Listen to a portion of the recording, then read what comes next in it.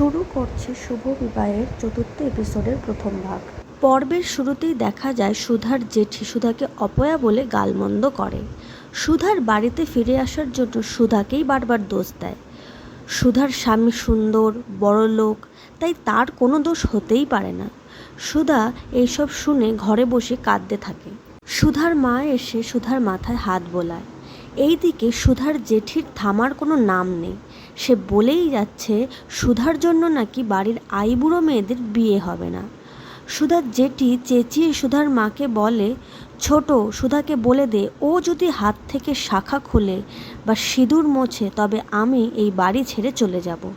সুধা কেঁদে কেঁদে বলে, যেই সম্পর্কই আর থাকবে না সেই সম্পর্ক আজীবন বয়ে যেতে হবে আমাকে। আমি নিরুপায় হয়ে এই বাড়িতে ফিরে এসেছি মা। সুধার মা বলে, আমি জানি এত সহজে ভেঙে পড়ার মেয়ে তুই নয়, কিন্তু তুই আগে এইসব কথা বলিসনি কেন? সুধা এই কথা শুনে কাঁদতে থাকে। অন্যদিকে তেজ বলে, এবার থেকে আমার জীবনের একটাই লক্ষ্য, তেজ বেকারিকে বিশ্বের 1 নম্বর স্থানে নিয়ে যাওয়া। তেজ বলে, এই বাড়ির বউ সেই হবে যে অর্থ নয় ভালোবাসার মূল্য বুঝবে, এই বাড়ির সব নিয়ম মেনে নেবে। তেজ আরও বলে, ইমন একদিন বুঝবে সে কি ভুল করেছে। এই সময় তেজের বাবা তেজকে বোঝায়, সামনে দুর্গম পথ, কিন্তু আমি জানি তুই সেই পথ পেরোতে পারবি, তাই ইমনকে নিয়ে আর ভেবে লাভ নেই। তখন তেজ তার বাবাকে জড়িয়ে ধরে। ওইদিকে সুধা বলে, বিয়ের পরের 3 মাস সুধার উপর দিয়ে ঝড় বয়ে গেছে। সুধার মা বলে, আমি সব জানি মা, সব ঠিক হয়ে যাবে, আমি আছি তো। এই বলে সুধার পিঠে হাত রাখলে সুধা যন্ত্রণায় চিৎকার করে ওঠে। সুধার মা বলে, কি হয়েছে দেখি, আমায় দেখা। তিনি দেখেন সুধার পিঠে রক্তাক্ত ক্ষতচিহ্ন। তখন তিনি সুধাকে জিজ্ঞাসা করেন, এটা কি করে হলো আমাকে বল, তবে কি সার্থক? সুধার মনে পড়ে সার্থকের গরম চা ছুঁড়ে সুধার পিঠে এই ক্ষত দাগ তৈরি হওয়ার ঘটনাকে। সুধা তার মাকে বলে, জেঠি যা বলছে বলুক, তুমি ওইসব পাত্তা দিও না, আর এইসব কথা কাউকে বলো না। জেঠু যদি জানতে পারে এই ধাক্কা সহ্য করতে পারবে না, আর জেঠুর কিছু হলে আমি নিজেকে কখনো ক্ষমা করতে পারবো না। এই কথা বলে সুধা কাঁদতে থাকে। সুধা বলে, আমি জানি মা, বিয়ের পর মেয়েদের বাপের বাড়ি বলে কিছু হয় না, শ্বশুর বাড়িই হয় সব, কিন্তু আমি হাত জোর করে বলছি আমাকে ওইখানে আর পাঠিও না। আমি সব কাজ করতে পারি, রান্না করা, কাপড় কাচা, বাসন মাজা, আমি বাড়ির সব কাজ করে দেব। এই সব কথা শুনে সুধার মা সুধাকে জড়িয়ে ধরে আর বলে, দোষ তোর না মা, দোষ আমার কপালের। আজ তোর বাবা বেঁচে থাকলে এই কষ্ট তোকে পেতে হতো না। এই সংসারে আমি বোঝার মতো পড়ে আছি। তোর মা যে বড্ড অসহায়, কিছু করতে পারে না, কিছু বলতে পারে না তোর জন্য, কিন্তু করবে, বলবে।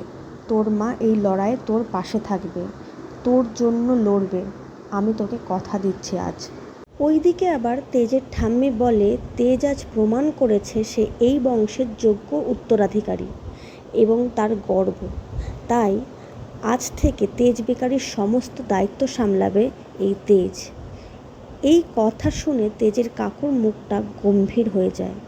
এরপর তেজের ঠাম্মি বলে, তেজই হবে এই কোম্পানির সর্বেসর্বা। তেজের বোন বলে, তুমি যখন সিদ্ধান্ত নিয়েছো সব কিছু বিবেচনা করেই নিয়েছো, আজ আবারও প্রমাণ হয়ে যাবে তুমিই ঠিক ঠাম্মি। এইদিকে তেজের কাকু মনে মনে ভাবতে থাকে, এত কিছুর পরও মা সব দায়িত্ব তেজকেই দিয়ে দিল। অন্যদিকে তেজ ইমনের ছবি পুড়িয়ে দেয় আর বলে, আজ থেকে তেজ বসু মল্লিকের জীবনে ভালোবাসার কোনো জায়গা থাকবে না। এরপর দেখানো হয় 2 বছর কেটে গেছে। সুধা তার দাদার মেয়েকে নিয়ে স্কুলে এসেছে। তাকে স্কুলে দিয়ে ফেরার পথে একজন লোক বাইক নিয়ে সুধার সামনে দাঁড়িয়ে বলে, আরে সুধা ম্যাডাম, এত সকাল সকাল? একটা কথা বলেই ছেড়ে দেব, ভালোবাসি তোমায়। এইসব বলে সুধাকে বিরক্ত করতে থাকে। সুধা দৌড়ে চলে যায় সেখান থেকে। এইদিকে আবার সুধার এক প্রতিবেশী সুধাকে খোঁচা মেরে বলে, কী রে, তুই দুবাই কবে যাবি? তোর জেঠিমা তো পারলে প্রতি মাসেই তোর বরের কাছে পাঠায় তোকে। তোর বর কেমন আছে? সুধা এবার চুপ না থেকে বলে, তুমি তো আমার ছোটোবেলা থেকে দেখছো, কই আমি কেমন আছি তা তো একবারও জিজ্ঞেস করো না কখনো। এই কথা শুনে সুধার প্রতিবেশীর কাকিমার মুখে তালা পড়ে যায়। ওইদিকে তেজ ঘুমিয়ে ঘুমিয়ে একটি স্বপ্ন দেখে। সে দেখে একটি ট্রেনের মধ্যে মুখ ঢাকা একটা মেয়ে, যার শুধু চোখ দেখা যাচ্ছে। তেজ তার পিছনে ছুটছে, তাকে দাঁড় করিয়ে জিজ্ঞাসা করছে সে কে। এখানে আসলে তেজ ব্যাঙ্গালোর থেকে আসার সময় সুধাকে যেমন দেখেছিল, স্বপ্নেও সুধাকেই দেখছে। তেজ স্বপ্ন ভেঙে জেগে ওঠে। সে বলে, কে ওই মেয়েটি? তার চোখ আমার খুব চেনা। অন্যদিকে সুধা প্রতিবেশী কাকিমাকে আচ্ছামতো কথা শুনিয়ে ঘরে ফেরার সময় ঘরের দরজার সামনে দাঁড়িয়ে তার অতীত বিবাহিত জীবনের কথা ভাবতে থাকে। সুধার মা এসে বলে তার আজ অনেক কাজ। সুধা বলে সে কাজ করে দেবে। সুধার ঠাম্মি বলে, তোর চাঁদপানা মুখটা দেখা, তাহলে আমার দিনটা ভালো যায়।